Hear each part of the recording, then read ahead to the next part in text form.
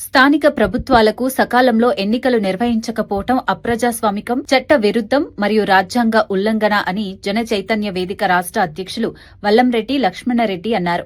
గుంటూరులోని జన చైతన్య వేదిక హాల్లో నిర్వహించిన మీడియా సమావేశంలో ఆయన మాట్లాడారు.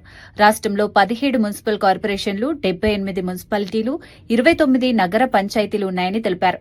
వీటిలో చాలా సంస్థల పాలక వర్గాల పదవీకాలం మార్చి 17, 2026తో ముగిసిందని చెప్పారు.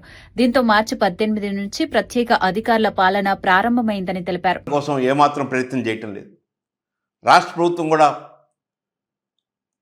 రాజ్యాంగంలోని 73, 74 రాజ్యాంగ సవరణని పరిగణలోకి తీసుకొని స్థానిక ప్రభుత్వాలకి పదవీకాలం పూర్తయ్యే లోపలే ఎన్నికలు నిర్వహించాలనేటువంటి రాజ్యాంగబద్ధ పరిస్థితిని కల్పించకుండా దానికి భిన్నంగా అధికార పాలన తీసుకురావడం జరిగింది. మార్చి 18 నుంచి ఆంధ్రప్రదేశ్లో ఉన్న అన్ని మున్సిపాలిటీలు, కార్పొరేషన్స్ అధికార పాలనలోకి వెళ్ళిపోయినాయి. ఏప్రిల్ 2 నాటికి ఆంధ్రప్రదేశ్లో ఉన్న 13,000 పైగా ఉన్న గ్రామ పంచాయతీలకి పదవీకాలం పూర్తి అవుతుంది. ఆ సర్పంచులు, అక్కడున్న వార్డు మెంబర్లు వారి యొక్క పదవీకాలం పూర్తవుతుంది. వాటికి కూడా ఎన్నికలు నిర్వహించడానికి ఎలాంటి ప్రయత్నాలు జరగటం లేదు. రాష్ట్ర ఎన్నికల సంఘం కూడా ఎలాంటి చొరవ తీసుకోవటం లేదు. రాష్ట్ర ప్రభుత్వం రాష్ట్ర ఎన్నికల సంఘానికి ఇవ్వాల్సిన రిజర్వేషన్స్ విధానం కానీ, ఓటర్ల జాబితా కానీ ఇవన్నీ సిద్ధం చేసి ఎన్నికల సంఘాన్ని ప్రోత్సహించటం లేదు.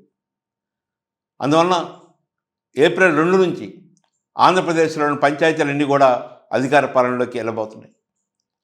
సెప్టెంబర్లో అనేక జిల్లా పరిషత్తులు చైర్మన్ పదవి కానీ, ఉప చైర్మన్లు కానీ, జడ్పీటీసీలు, ఎంపీటీసీలు వీళ్ళ యొక్క పదవీకాలం కూడా పూర్తి అవుతాం. వాటి వైపు కూడా దృష్టి పెట్టడం లేదు.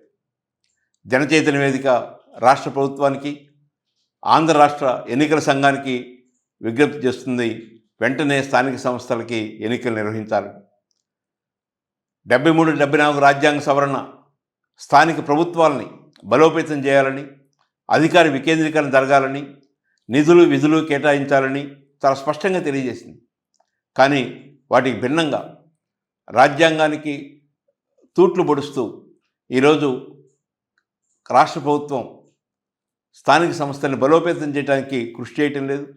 స్థానిక ప్రభుత్వాలకి సరైన సమయంలో ఎన్నికలు నిర్వహించి కొత్త ప్రజాప్రతినిధుల్ని ఎన్నిక చేసే ప్రయత్నం చేయటం లేదు. ఇది శోచనీయం, అప్రజాస్వామికం, రాజ్యాంగ ఉల్లంఘనగా జనచైతన్య వేదిక భావిస్తోంది.